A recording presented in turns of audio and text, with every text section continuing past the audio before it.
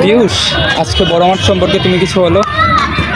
দিনাজপুরের বড় মাঠ, যেটা দিনাজপুর গুরেশ্বর বড় মাঠ, এটাকে বাংলাদেশে সবাই চিনে। মূলত যে কারণে চিনে সেখানে হচ্ছে মানে ঈদ উল ফিতর, ঈদ উল আজহা, এই দুটাতে বাংলাদেশের সবচেয়ে বড় জামাত এই মাঠে অনুষ্ঠিত হয়। এই মাঠে দুটো পার্ট আছে, একটা পার্ট ক্রিকেট আর ফুটবল সেক্টর, যেটা সেখানে ক্রিকেট খেলা ফুটবল খেলা, আর একটা পার্ট রাস্তার উপর স্ট্রিট ফুড আইটেম এবং কিছু বিক্রি করা হয়। তাছাড়া এখানে কয়েকটা ক্রিকেট প্র্যাকটিস করার জন্য কয়েকটা কোচিং সেন্টার আছে, ক্রিকেট একাডেমি আছে। প্রথমে মাঠে ওখানে আসছে শহীদ মিনারের পাশে হচ্ছে প্রচেষ্টা ক্রিকেট কোচিং সেন্টার, তার পাশে আছে ইয়াং টাইগার্স ক্রিকেট একাডেমি এবং তার পাশে আছে প্লেমন। আর এখানে ফুটবল প্র্যাকটিস করা, স্থানীয় যারা লোকাল ছেলে পেলে তারা এখানে ক্রিকেট ফুটবল খেলে। আর ক্রিকেট যারা ভালোবাসে তারা ওই সাইডের মাঠটাতে ক্রিকেট খেলতে পছন্দ করে।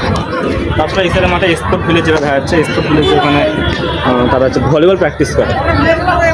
কিছুদিন আগে একটা ঘটনা ঘটছে যে এখানে আসে ক্লাস 7 একটা ছেলে, তার গার্লফ্রেন্ডের শখ খাইছে ঠিক এই জায়গাতে করতে। তাই আপনাদেরকে অনুরোধ করা আছে,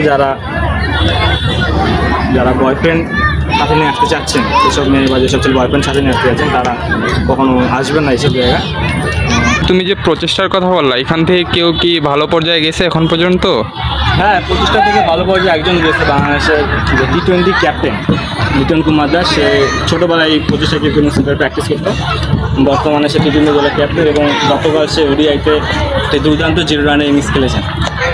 তারপরে তুমি যে বললে এখানে মাঠের কথা, ফুটবল খেলানো হয়, এই ফুটবল খেলা মাঠ থেকে কি কেউ এখন পর্যন্ত আমাদের ভালো পর্যায়ে গেছে বা জাতীয় টিমে আছে? এই মাঠে ফুটবল খেলা তো আমাদের বারোডাঙ্গার ছেলে মাহবুবুর রহমান জনি, যে বাংলাদেশের জাতীয় ফুটবল টিমের একজন সদস্য এবং সে নিয়মিত ফুটবল খেলছে এবং তার ইন্টারন্যাশনাল মাঠে 2টো গোল আছে। আশা হচ্ছে আরও ভালো পর্যায়ে যাবে।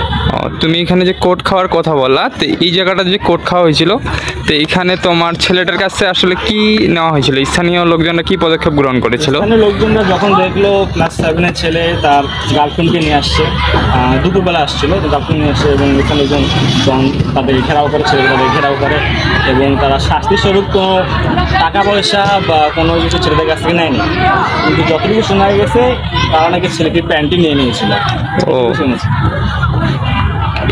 এটাই ছিল আমাদের এই দিনাজপুরের বড় মাঠের বৈশিষ্ট্য।